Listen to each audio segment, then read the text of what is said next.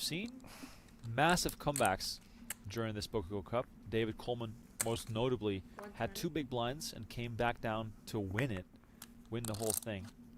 Question now, can Davies do the same thing? And look at this. Zaki raises for the 3rd straight hand after the break, and JonLittle gets a big hand again, and once again just decides to call.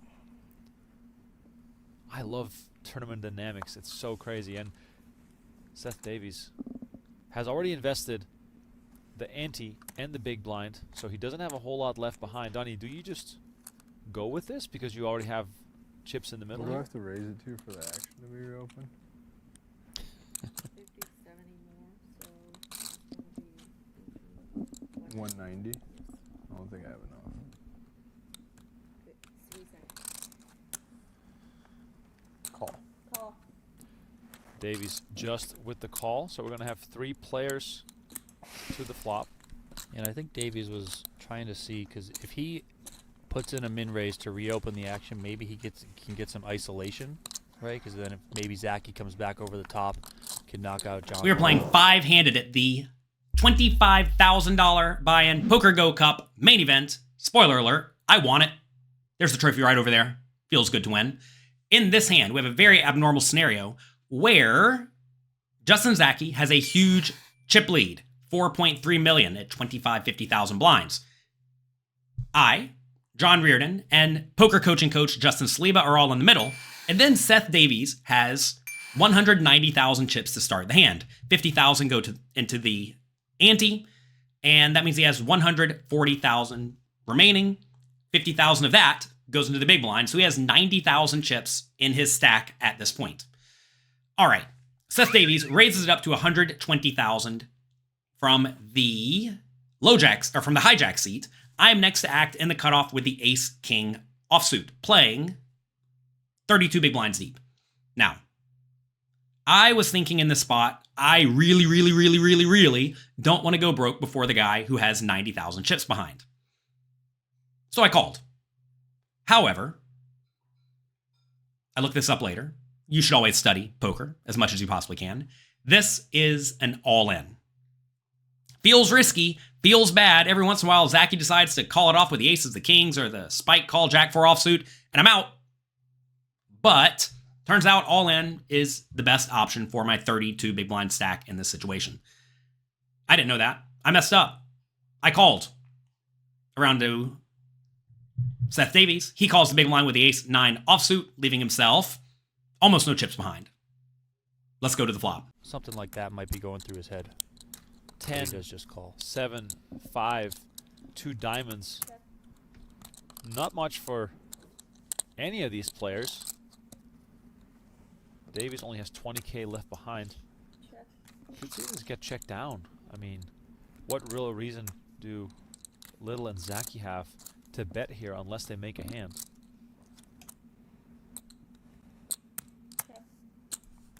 The flop comes 10 of hearts, 7 of diamonds, 5 of diamonds. We all have nothing. We all check. Keep the pot small. Ace high is probably good. At least my ace high is probably good. Let's head to the turn. Queen of diamonds on the turn. Little now with a flush draw.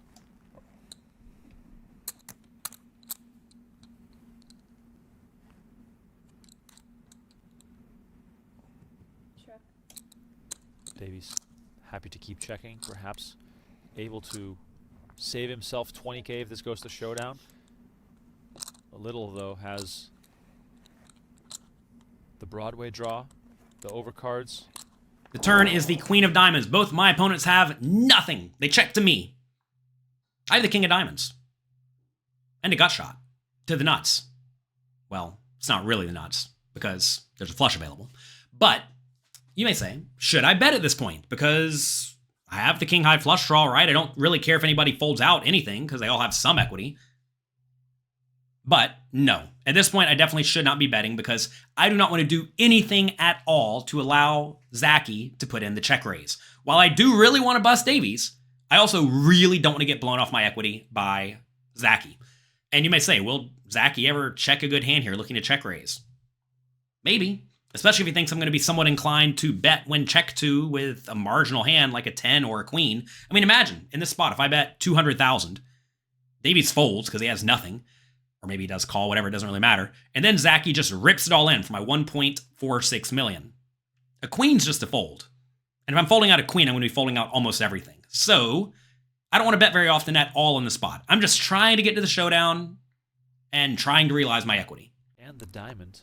River is the king of clubs, and JonLittle hits a pair.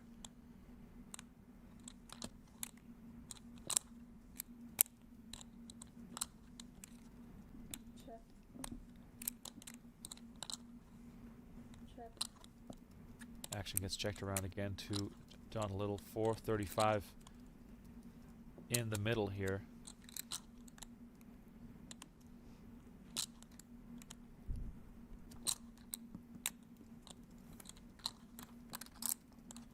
Yeah, Little indeed. 150. Bets 150 here, and Seth Davies has 20K left. The river is a rather abnormal spot. It is the king of clubs. We now have what is almost always the best hand, which is great.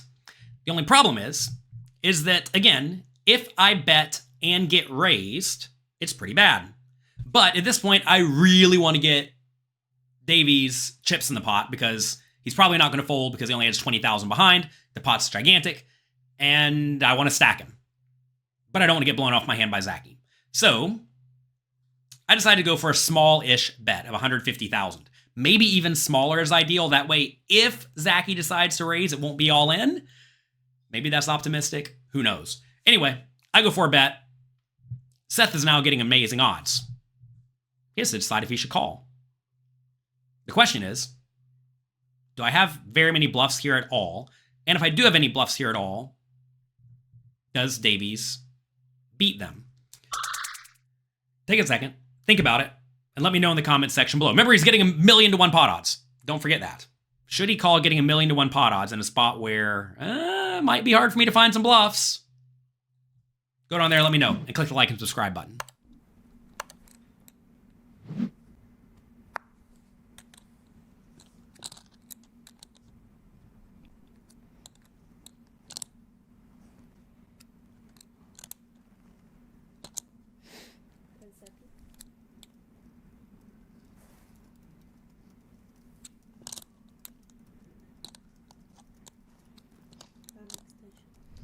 Donnie, if you're Seth Davies here, can you really fold and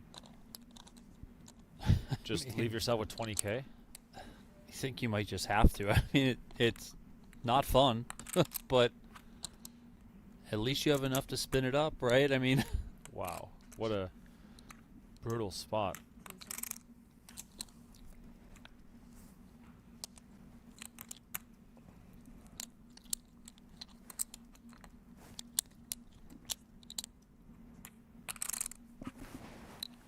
What a weird situation for Davies. Donnie, what are the chances that he's good here? And how often does it need to be the best hand? I mean, I think it would be one thing if Zachy was betting here. You know, Zachy's the chip leader. He can put, you know, some pressure on his opponents. Most specifically in this spot, if Zachy was betting, he'd be putting pressure on Jonathan Little, right? But Little being the one that's betting here. Yeah, but then on the contrary, Little is closing the action. So if Little has a complete airball here, then the only chance he has to win this hand is to bluff at it. Sure, but, I mean, Zachy opened under the gun. Little called next. Little second in chips. I mean, what does Little have here that's a bluff? Davies calls it off for 20K. Little shows ace-king, and that is it. Seth Davies eliminated in 5th place. Getting incredible odds. Ugh. I think Davies should still just fold. This is a miserably bad spot where he literally only beats like ace-8 suited, ace-6 suited, ace-4 suited, ace-3 suited, and ace-2 suited. And I may be a little bit nitty and not even play those pre-flop because it's very free for me just to fold to Zachy and try to get a ladder, given Davies is so short. So, oh gosh, I'm a sucker for pot odds. You all know me. I really hate folding, but I think this might be one of the rare spots where folding getting 1,000,000 to 1 pot odds makes sense because I'm highly incentivized to not bluff, and I don't think I have that many in my range to begin with. That said, Davies calls. I'm just going to presume he's right. He is a world-class player. Over to Zachy. Luckily, he doesn't blast me out of my seat. Notice in this spot, if he just rips it all in, I have to fold almost everything. The problem is that he loses the main pot to Davies a ton. Maybe not after he tanks forever, to be fair. But no, he loses to Davies a ton, and luckily he didn't decide to put me in a nasty spot. So, we busted Davies, we accumulated some chips, and we're in a good spot to try to win the title, given we have position on the chip leader. Like I said, it happened. I won. I'm the champion. That's good.